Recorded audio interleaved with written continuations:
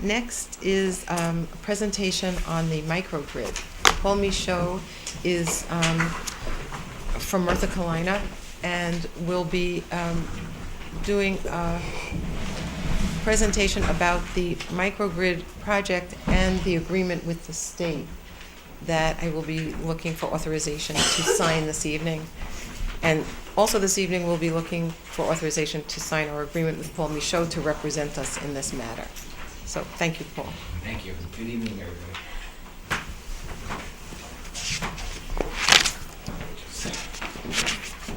Again, so I was asked to talk about the microgrid and the review of the State of Connecticut grant agreement, and I put together a short presentation to help inform you.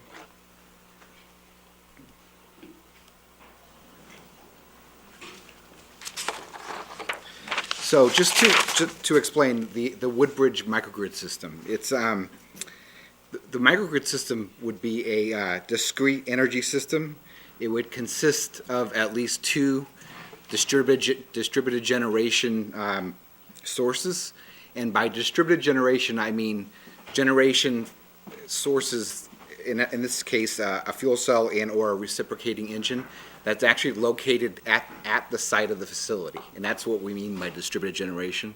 So it would be actually connected to, in this case, the Mtg High School would have the reciprocating engine, and the fuel cell under our proposal would be connected directly to the Woodbridge Senior Center.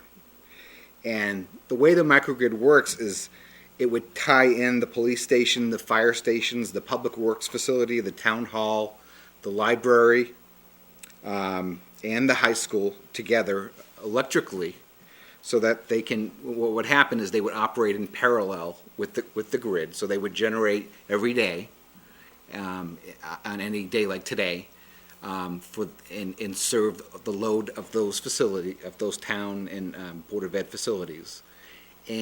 But if the grid goes down for any reason, there's a storm, a hurricane, and we have a blackout like we had a few years ago, we were down for a few weeks, a couple of times, the microgrid itself, those facilities would all be energized. They would all work, it would kick in automatically, and those facilities would all remain energized.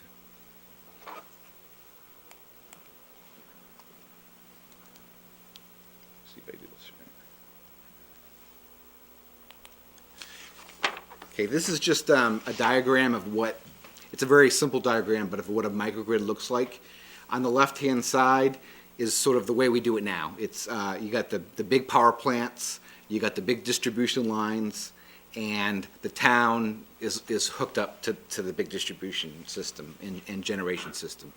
With the microgrid, you're still going to be hooked up. That does not change, but we create a smaller grid within the bigger grid, and that's what the circle represents. And so there's a microgrid controller, and at the substation that would interconnect all the facilities that I talked about would all be interconnected with underground distribution wires, so they couldn't get destroyed in a storm. And again, there would be a generator at the Mtg High School and a generator at the Senior Center, and again, that's just basically what a microgrid would do. That everything in that circle would remain energized when the rest of all the surrounding areas would go dark. Is it only for purposes when we're not using the microgrid, if you will? No, this is designed to go parallel with the grid, and the reason for that is because when you have the generators running 24/7 for the town, it's much more economical. What you don't want to have is backup generation that just kicks in those certain times when the grid goes down, because that'd be very, very expensive. So this would actually run when the grid is up. So we're using less power from the large grid on a daily basis? Yes. Because we're using the microgrid? Yes, you'll be much, almost 100% less dependent on the grid. For the center, the town center, and those. That's right.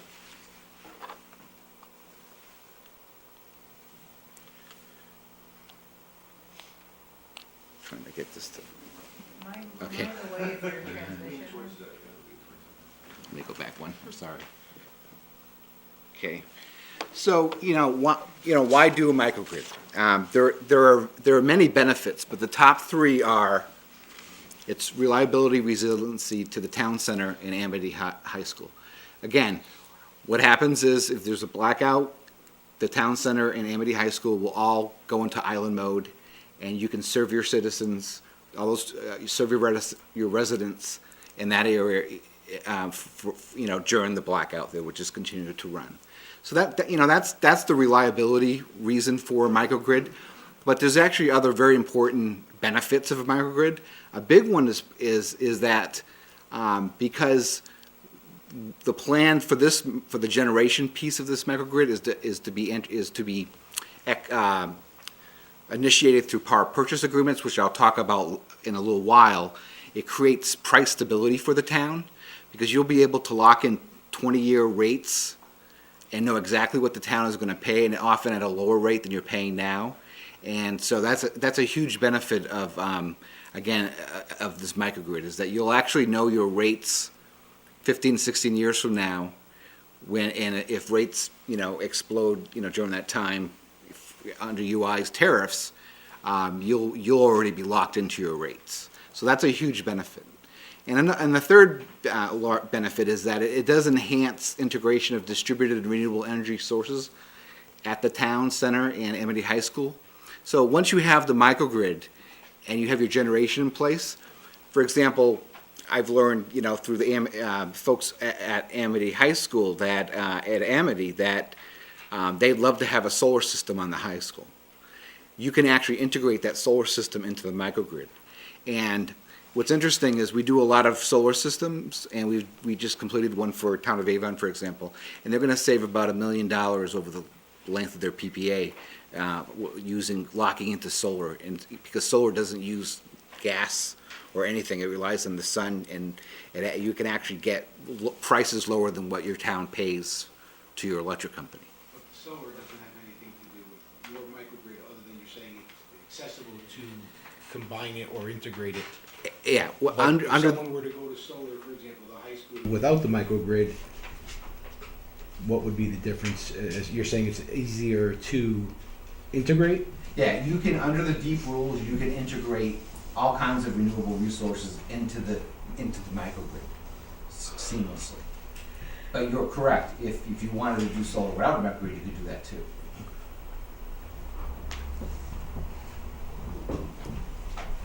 So we have a micro. Oh, I'm sorry. We have a. I'm sorry. No, go ahead, I'm sorry. So you have a microgrid, and it has the distribution and generation pieces to it. So who pays for it? Well, the first thing I want to point out is that the town does not. There's no out-of-pocket capital costs that would be incurred by the town or the Amity Board of Ed for this microgrid. So the $3 million is going to pay for this whole The project? Well, the $3 million will cover the distribution related. There's two pieces to a microgrid. There's the distribution, the electrical lines, the hardening of the lines, burying them, and that's what the $3 million grant would cover. The distribution related, and then there's the generation, the private. You have to generate, energize the microgrid, and the way the financial approach to handling that is through the power purchase agreement. And under the power purchase agreement, the town wouldn't actually own that generator. The project company would own it and actually sell the power to the town, again, at a negotiated rate over 20 years. So the town would never have to put out any money, any capital for the systems, and they wouldn't own it. And again, I'll talk about that in detail. Does the town maintain that energy? No. It would be operated, maintained, and owned by a third-party energy company. So under this contract, when it talks about maintenance, that's the microgrid. Into the future, the town is responsible for maintaining the microgrid. Yes, which is buried, basically. Just to put things in perspective, what I have here is a chart from Connecticut Deep, and the town, as you can see, the town did receive the grant for $3 million, but, and there were several dozen applications, and they only selected nine. So the town of Woodbridge was actually, had a very good proposal and came out on top on this. And other towns on this list that you'll see that, that you had Fairfield, Hartford's also doing a microgrid, Windham's doing a microgrid, and Bridgeport. So it's certainly, there are several other towns that are going forward with their microgrids.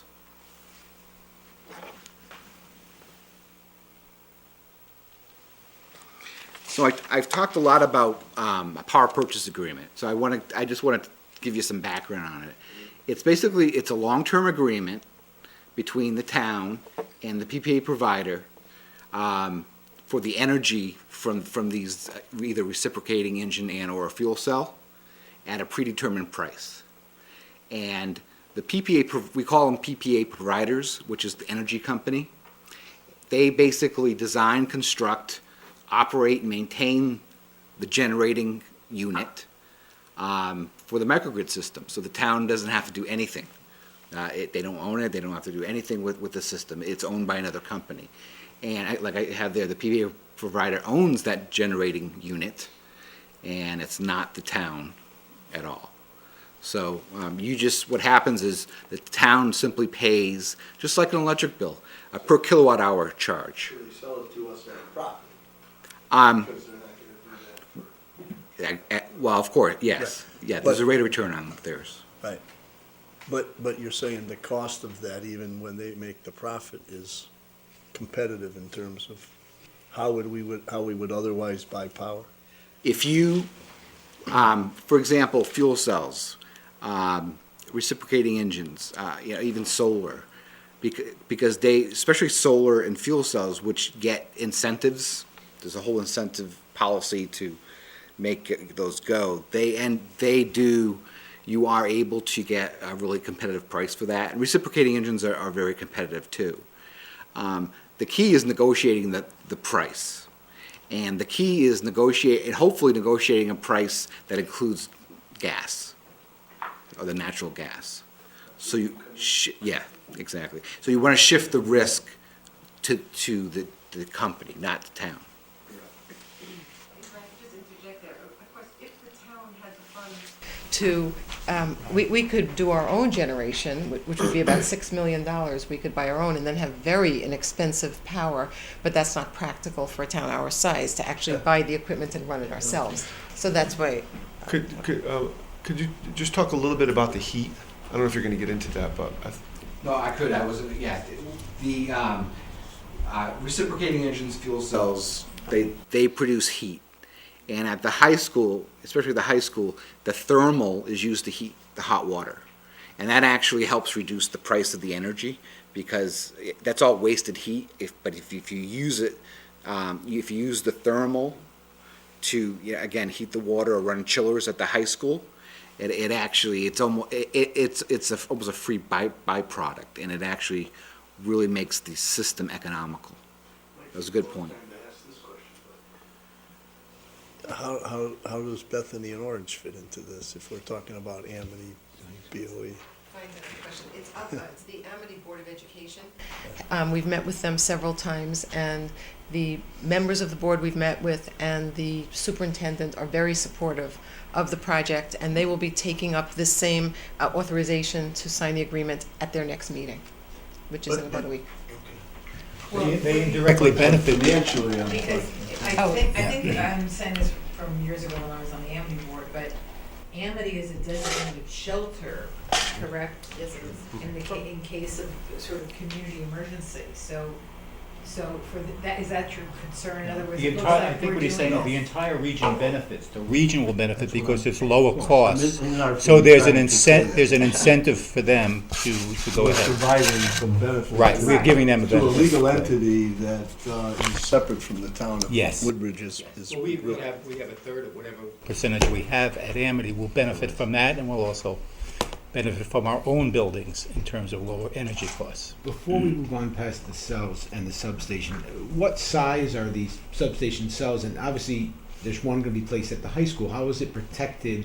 What is the maybe even the liability of having it where, typically it's how big and it's out in the parking lot? I mean, where is this cell, because it's a fuel energizing cell, so assuming it's on the gas lines. Yes. So where and how big do you typically envision these? Well, they're both about the same reciprocating engine and a fuel cell, depending on how the town goes.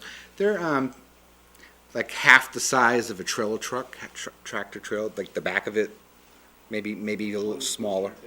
Yeah, exactly.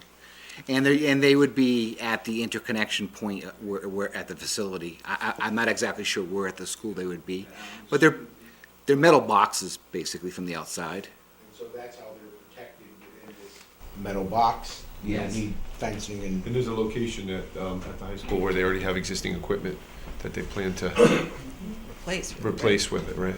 Okay, and then just to go a little further, the substation itself, the main, is it larger than, you said there was one that was a small one, and that would be over here near the senior center? Oh, the fuel cell? Yeah. If the town goes forward with that after, has to do an RFP, if it decides that it goes with a fuel cell, that would be at the senior center. Yes.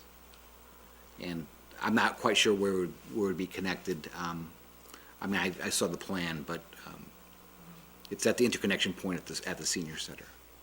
And so what happens, they pump the energy, both of them would pump energy into the grid from those two distributed generation points. So those would be your generators. And it's almost 2 megawatts. 1 point, if you go with the full amount. That amount may change. It's still that was in the proposal. It may change, depending on, as things go forward. It may go lower, a little slightly lower. About, obviously, this is all underground, so what kind of disruption typically, we're looking at a little bit of a smaller area probably than most, because most of our buildings are within a smaller particular area, Yes. but I'm assuming it's a pretty substantial undertaking. It's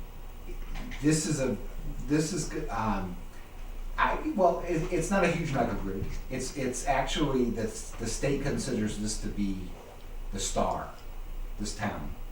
The way, because you have the town center, and you have the school, and you're crossing streets, and it meets the definition perfectly of what a microgrid should be. So if you go forward, my understanding is that you're going to get a lot of looks from other towns, because just because of the way this microgrid is laid out, it's like the perfect example of what a microgrid should be. And I was told that by the Department of Energy and Environmental Protection. That's yes. I remember that exact point during the application process. Joe Hellauer was the town's point person on that, and as this worked through, there was a category. This was Woodbridge was applying for it in a small town category, as I remember. Yes. And to your point about the concentrated buildings that Woodbridge had to offer, the state was very excited about it. The amount of the grant, I think, reflects the state's support for this project. The governor came to town and with the commissioner made an appearance at the high school to announce this grant. My concern all along has been what the town's not share but upfront commitment might be in order to qualify for the grant, for the reimbursement. And all of what's been presented tonight addresses that concern that I've had now for a couple of years. So anyway, I think this is all terrific. This is a very positive development. I think it helps the town move forward without a huge financial commitment. Well, to that point, I saw somewhere in here in the materials that the grant is actually a reimbursement vehicle. Yes. So they hold back 70%. That's correct. So where's that money come from? As part of the PPA agreement, we would have to, the developer or the one who would develop would have to be responsible for at least fronting or, So they would front that money. Correct. For the grid, not only for the. not only for the Correct. power, but also But for the for the grid. grid And as we'll well. put that in our RFP so that we don't have to do that. Part, but that's, And then we buy the It's a very power. good point, though. We noticed that Yeah. right away. That was a concern of ours also. Yeah, the distribution is where the money would go, doesn't go to the generation. And again, under the PPA, the Generators, they handle all that, so no out of pocket. In the ideal situation with the PPA, the microgrid itself, the maintenance, not the cells, but the microgrid itself, whatever maintenance may be needed. Yeah, we have to do the RFP, but under the RFP, I think we envision there's an O&M contract as part of the purchase, as part of it, and UI, you forget, UI is going to have a big hand in this whole process, and they may end up handling all the O&M. I may be a little skeptical, but it sounds to me like the PPA has a pretty significant reason for this to happen, since they wanna pay some of your fees, they wanna pay the upfront money that the state's holding back. I'm trying to understand why. What's in it for these PPAs? Make a lot of money over 20 years. Right. The money, yes. This is. So I this is need, one so I of the wanna make first- sure that these rates we're being charged are still, see, to me, Well, that's the what they unknown are. is, I wanna make sure that. This is one, as a matter of fact, I'd received I don't know why I get them, but I get these engineering periodicals occasionally. And it was an article about this state program and about this is one of the first in the country that, at least that's what the article said. I don't know if you have any, Yes. Right. It's been done on military bases. That's where it's kind of grown up. But Connecticut's is really the first state that's really going forward with this. And they've perfected these, we'll call them black boxes, either fuel cells or even reciprocating engines. They perfected the manufacture of this, and they know exactly what it costs. They know what their rate of return is going to have to be, and it's a competitive process. And you'll see what the rates are, and they'll be acceptable or not. And they're competing against each other. So under the right answer to an RFP, we may know what the rates are going to be, as well as if they're covering the maintenance of the microgrid and so on and so forth. And you think that's feasible, that there may be such a bidder or such a, Oh, yes, that's going to give us all that. yes. And the intent under the RFP is to be very let the market tell us. We've done this with other towns, not for microgrids, but for renewable energy. They know best, and let them tell us what works. And you'd be surprised with the market. They come up with really innovative solutions. So I was asked to review the state grant and agreement, and I did. So I have a couple of slides on that. The first part of the agreement is, this is your typical state grant agreement. It's got all the usual, I call them, basically boilerplate requirements. When I reviewed the contract, I didn't see anything unusual in the contract, in the terms and conditions of the contract itself. So I just want to inform you that there wasn't anything. It was all the usual stuff that you see in a typical state contract, and I listed some of the items there. So you had the campaign contributions, you got procurement rules. You've seen this already in your own contracts if you follow. So unless you have any questions, I'm going to go to the scope of work. The scope of work is incorporated into the contract, and that's more important. Again, under the current scope of work, you have requirements. First one is you have to execute an interconnection and operating agreement with the United Illuminating Company. That's the first thing. Without those executed contracts, you can't go forward. So the utility is going to be really, a strong piece of this whole thing. The microgrid, the distribution infrastructure, I mean, they use a lot of technical things in the contract, but the distribution infrastructure has to be consistent with what the town proposed. If it changes and they determine it to be a material change, we have to go, you know, they could either change the, either change our your ranking, or even reduce or eliminate the grant. So we gotta be careful there. Same for the generation infrastructure. They expect it to be consistent with the proposal. And again, according to the proposal right now, it's about 1.9 kilowatts, which is almost 2 megawatts of generation. I thought on that previous slide, you showed it was 1560 at the high school and just 400 for the That's fuel correct. cell. Most of it's at the high school. Well, I understand, but that's only 1600 kilowatts. Unless I added it wrong. So it was it 1,500 and 400? And then maybe that's how it got. 1560 Yeah. and 400. That's really the. It should add up to 1.9. That's the number it should be. Oh, then I should have used a calculator. It could have been me easily. So. You're not in charge of the kilowatts. Okay. You'll forgive me. And then the proposal, it's a fuel cell. Again, it's a 400 kW, and then the rest would be the reciprocating engines. Could I ask a question, just so Yes. that people don't get concerned if they're watching this on television? When we say the fuel cell is meant to be located at the Woodbridge Senior Center, I mean, we're not putting it in the middle of the mahjong table. Right, I mean, this is meant to be sort of an underground or enclosed, or, It's somewhere where it's appropriate and integrated to the energy system. I think I know the answer to that. It's usually in the back.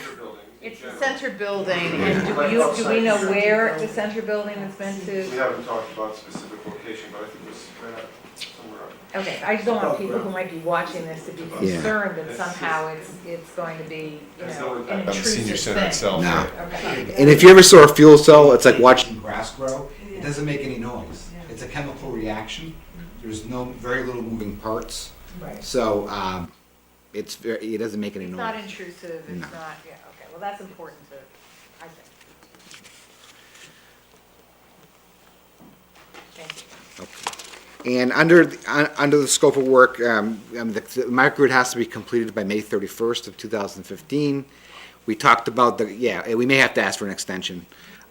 There's the grant payments, as you talked about. It's 30% progress payments during the microgrid construction process. It's about $900,000. It is $900,000, and the 70%, the 2.1 million, is not until microgrid completion.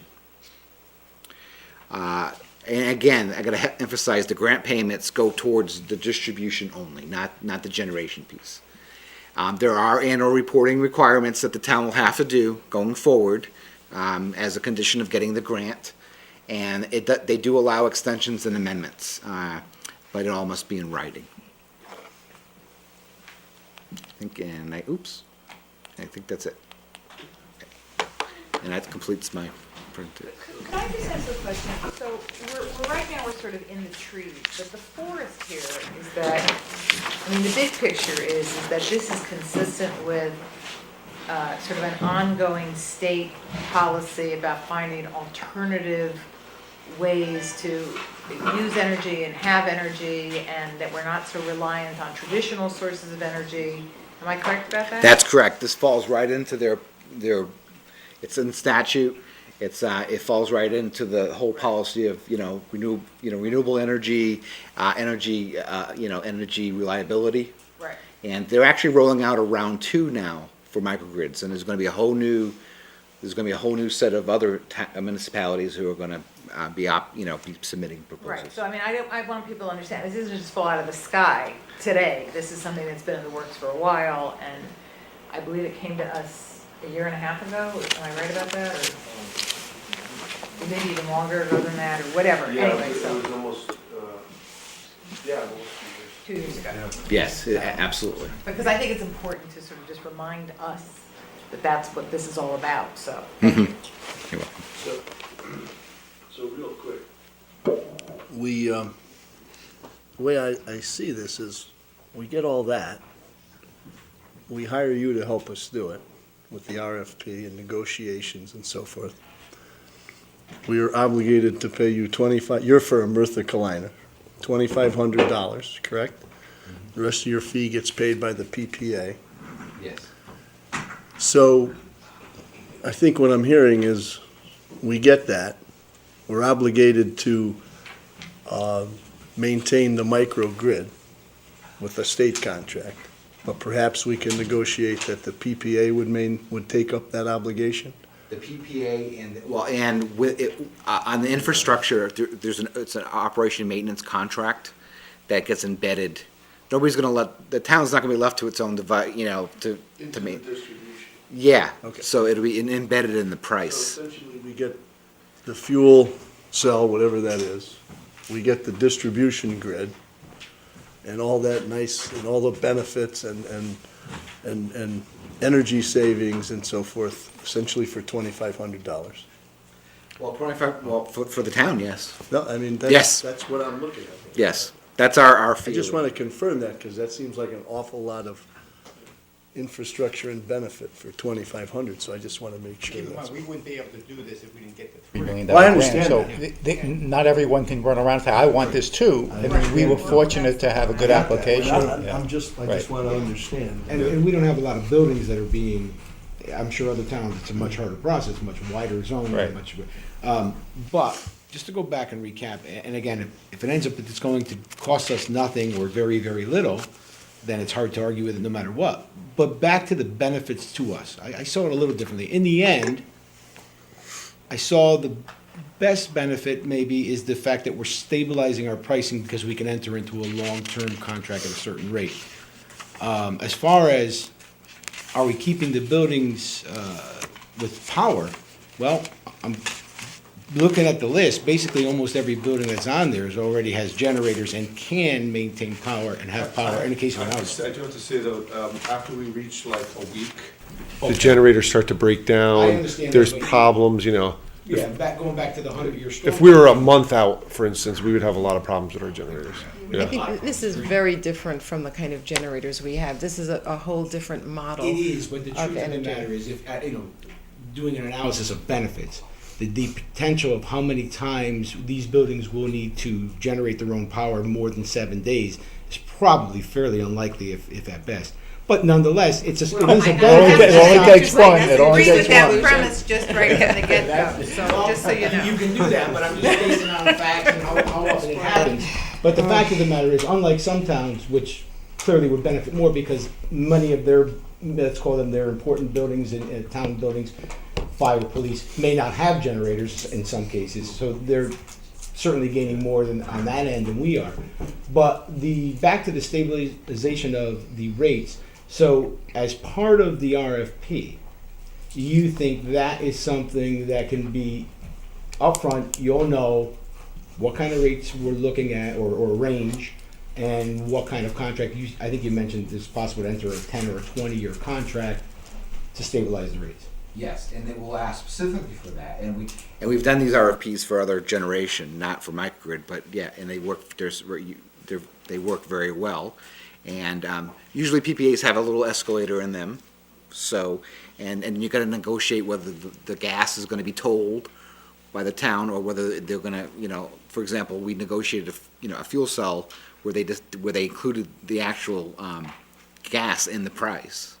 And we shifted the risk to them, but it all depends, who makes the proposal.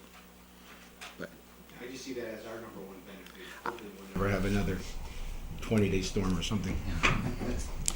We can all pick our favorite benefit, but I think there are several. And, well said, well said, well Couldn't be said. much of a downside. Right. Just one, real quick, I'm still a little fuzzy on so the UI is still a big part. I'm a little fuzzy on how this microgrid works on a daily basis in conjunction with the macrogrid. yeah, well, it's and they're smart, microgrids. So what it work. If depending on what the proposals we get, there are actually companies out there that put in the controllers where, depending on the price, what's going on, outside the grid, and what you're paying for your generation, it will shift. and actually optimize what's best for the town. And they're very sophisticated, I don't know what to call them, systems that do that. So for a layperson, for me, it suffices to say that day-to-day, you're gonna be using the macrogrid and the microgrid, hopefully to your advantage. Yes. Okay. It'll let some in if it's, price spikes, it'll ramp up internally. Does Connecticut have any of these up and running? Is there some, or anywhere really other than? You mentioned military facilities that the federal government's used. Is any UConn. UConn? Just put in a fuel cell into the I microgrid. understand that one of the differences here is that we're actually crossing a public street. Yes. You'll be Right. the first municipality ever to cross a street. Nationwide, not only Yeah. Connecticut. In the world. That's, you're basically, that's a big thing because, And the only reason you're allowed to do that is because they changed, the statute now allows it. Because if you, last year if you did it, you crossed the street, you'd be considered a utility. I'm sorry, why did the municipality cross the road? Right? I mean, it's like it handed it to me. I had to say it. Okay, I'm done. actuality, Yeah, exactly. There you go. Any other questions for Paul? Things right there. I'm sorry? No, nothing. Oh, okay. Great, thank you very much, Paul. That was very Very, helpful. very Thank good. you. Thank you. Thank you. Very simple subject matter. Yeah, the light Right. bulb went on. So I will now entertain a motion to authorize the first selectman to execute the contract with the state, which would enable us to have access to the $3 million grant. Of course, there are many steps before we go ahead with the entire project, but this would just be this is just the agreement with the state to go forward. So. Let's just do the motion in a second, then we'll do more questions. I'll do the motion in a second. Okay, I'll second it. thank you. Okay. Joe. Then just a question, I understand that, but if I read that contract, we have obligations in there. So I guess what we're saying is though, because we're obligated to perform the scope of work, which is to build that microgrid. So if we approve you signing that, we're actually approving that we're gonna build that microgrid. That's correct. Is it- Maybe Paul can speak to the, I want to pass that on. You are, but you're not gonna get paid unless you meet the milestones. So it's up to the town to move. If you sign the contract and you never. So if we don't move, where there's no penalty, where we may not get the 3 million, but we don't get penalized further No, in terms there's of. no penalty. You just say you do the RFP and you decide not to go forward, there's nothing, there's no. But to Joe's point, then, we're making the commitment, but we're looking to pass off some Of that commitment, or most of that commitment to the PPA, once we, we're making a commitment to the state to basically, we're going through with this project, and we're going to run a microgrid. Yes. And we're hoping to take most of that commitment and eventually pass it off to the PPA, so they're gonna be running the microgrid in essence. Yes. Taking the cells and the. And the contract has a specific provision in it that allows you to essentially subcontract out to do that. So, but if we don't like that subcontracting process through these milestones, we can pull out, is what I heard you just Yes, say, you just right? won't Correct. get your grant. Wouldn't get the grant, but there's no breach, there's no penalty. No, anything no. like that. You just won't get the money. anything I'm else? okay then. Okay. All those in favor? Aye. Opposed? Thank you. Thank you very much, Paul. Next is Town Council's report. It's item 11. So the first thing on the item 11A is the Conservation Commission and documents. And in your packet is a copy of a letter that I forwarded to the former chairperson of the Conservation Commission seeking, and this came about because I was asked by the current chairperson of the Conservation Commission to see if we could locate some of these documents because he was unsuccessful in trying to get maps, surveys, lists, and I'm not exactly sure what specific documents they wanted, but they were without any information that they know was available in the past. And I was asked to send a letter or to try and pursue whether those documents would be made available to the Conservation Commission. And you see my letter in there to Maria Kane, who's the former chairperson of the Conservation Commission. And I asked her to get back to me within 7 days. I haven't heard anything from her. She's never called me, and she's never contacted me. She's never made any effort, I think, with Tony to deliver those documents or to the commission. So I just, for informational purposes, you should all know that the Conservation Commission is operating without many of the documents that they anticipated having and that was available to prior Conservation Commissions. And just to fill in a little bit, I know that Jason Morrell had come here and mentioned that he was working with Maria, and Tony, as liaison, you had said at that time that we would help him look into it. So Jerry has done that, and I know you've done it yourself as well, and nobody's come up with any One documents. thing, she represented to me and to the commission that any, she called it work, that she did on personal work, that no longer exists. In other words, after she was done with the commission, she discarded most of what she had, and that she thought anything that would made it to the actual commission should have been on the record. There was some of the properties on the minutes. Paul DeCoster, who was the secretary at the time, didn't have anything additional. They did go down to Christina Sullivan. They were able to find some, and there happened to be a problem also with when it was being recorded. There were some issues downstairs with.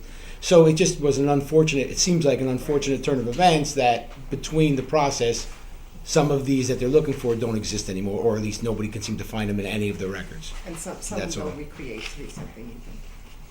Okay. So that's A. The second part of my report involves the ordinance committee.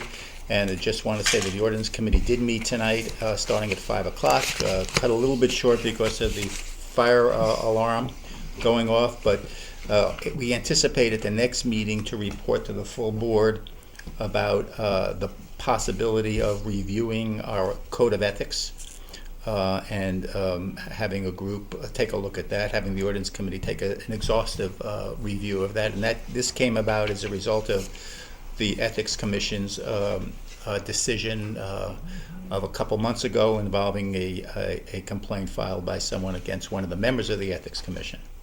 The other items that was discussed at the ordinance committee meeting was a proposed amendment to our ordinance section 485-16, which involves the curbside removal of waste. And again, at the next meeting in May, we anticipate having a proposed amendment to the ordinances concerning the removal of waste.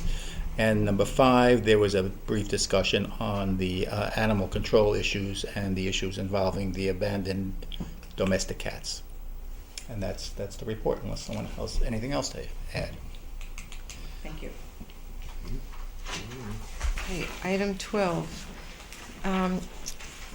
12A is authorization for the first selectman to execute the agreement with Martha Kalina for the services of Paul Michaud with respect to the microgrid. Is there a motion? So moved. Thank you. Second. Any questions? Okay, all those in favor? Aye. Anyone opposed? Thank you. The second is to authorize the first selectman to execute a contract with the Carmody Law Firm for the services of Joseph Dornfried with respect to the ESG performance-based contract on the Beecher Road School project. And Jerry, were you going to describe that? Yes, as you know, the bond issue for $13 million passed several months ago. The building committee has been actively pursuing having ESG, which is the contractor who's going to do this project for the town, move forward and get going on the project. We had a discussion about the contract that we would require for ESG, and we consulted with a lawyer who is, it's fair to say, an expert in construction law, number one, and number two, has familiarity with regard to a performance-based contract, which is exactly what the proposal is with ESG. Joe has agreed to perform this work for the town, and he has actually had a couple of phone calls with some of the people involved, and subject to your approval of the retainer agreement, he will go full steam ahead to get the project moving as quickly as possible. There's some time constraints in having ESG go forward because there's a time schedule that everybody wants them to be able to meet, so we need to get this thing to the next level. And Paul, as I said, is an expert in these two areas, and we're convinced that he will do a very fine job for the town. Is there a motion to authorize the first selectman to execute the agreement for the services of Joe Dornfried? So moved. Second. Any questions? So we're paying him on an hourly rate, right? Yes. He's reduced it to $2.95. Yes. And if anyone else in his firm is used, we have to negotiate that hourly rate, correct? Correct. Anywhere from 195 to 500? Is there any, do we have any sense of how many hours might be involved in the scope to negotiate this contract? You know, I never discussed that, but it's basically generating a contract, which I think he's pretty much done with. Did he ever give us a time? I don't think he gave us an outside, but it is basically to do the time it will take to do the contract. And once the contract is done, we anticipate that his services will no longer be needed, except if we have some questions that we have to call him in on. So he'll be working in conjunction with you, I Yeah, think, we'll be as working town together, council. right. I've had a few discussions with him. We're out of the project cost, and it's a part of the project. Yeah, and it comes out of the $13 million bond issue. Okay. So we're not putting any type of cap on his hours or how far? Well, we're gonna watch, Tony's gonna watch it, and I'm gonna watch it, and we're gonna make sure that it's done efficiently and quickly. Any other questions? All those in favor? Aye. Okay, thank you. Next item is item 13, and this is a vote to call the annual town meeting for Monday, May 19th at 7:30 PM in the Center Gym. Is there a motion to approve this call and to call the annual So meeting? moved. Thank you. Second? Second. Any questions? All those in favor? No, Lawrence? well, sorry, but I see a typo here. Yeah, it says May 21st. I just. Yes, it on this paper. Oh. Good work, catch. Lawrence. That must be a Oh. communications expert. Right? Excellent. So May I learned to read 19th, and write a long time ago. But not use a calculator. so just, Right after the alphabet. I was It's gonna gonna get by all of us. This is a charter thing. right? Yes. Normally do Yes. this on the third Monday of May and, okay. And it is May By charter, 19th, it has so to should be we- called the third Monday in May. It's May May 19th is 19th, the yeah. correct date. Correct. Okay. And I guess in conjunction with this call of the annual town meeting, someone should mention that the preliminary budget hearing is Monday, the April 21st. April Right. 21st. That's it, that's the 21st. April 21st, yes. Right. Good point. Also at 7:30. Okay, all those in favor? Aye. Thank you. Item 14, we accept with regret the resignations of Cleo Nikolakis from PUCOP and Anne Marie Payne Mullen from Conservation Commission, and thank them very much for their service to the town. 15, we have a request to approve a motorcycle bike ride for a charity. It's not exactly clear what jurisdiction the town has. Susan, did you want to speak to the traffic authority, actually? This can be my liaison report. The traffic authority did approve this. And it's on state roads, I think Right, exclusively I in don't know- Woodbridge, Yeah. but we've been asked to approve it, so is there a motion to approve this bike ride? So moved. Thank you. Is there a second? Second. Any questions? All those in favor? Aye. Number 16 is another report from Betsy. So I think you all have in your packets a letter from Channel 12. They are they'd like to install a camera on the center building, be on the exterior corner facing Town Hall. They are installing cameras in all of their towns to do weather updates. So several times during the day, they'll show various towns, show what the weather's like, and then during weather events, they'll rely more heavily on the cameras, and they're positioning the camera in such a way that Town Hall will be seen as an emblematic sign of Woodbridge so that when that camera clicks on, it's very clear where the weather is showing.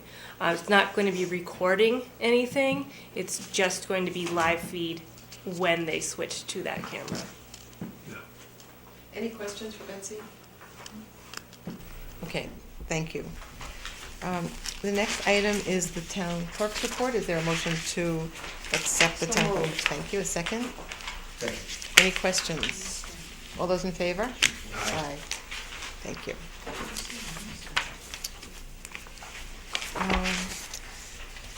Yeah, the next item, minutes. We have the minutes of the January 8th, 2014 meeting. Is there a motion to accept the minutes? Second? Second. Second. Any questions or corrections to the minutes? No? All those in favor? Aye. Thank you. We also have minutes from the February 12th, 2014 meetings. Is there a motion to accept the minutes? Move approval. Thank you. A second? Second. Any questions or? Couple of things, sorry, what else, right? We're waiting. I'm gonna have to give these away, I can't stand it.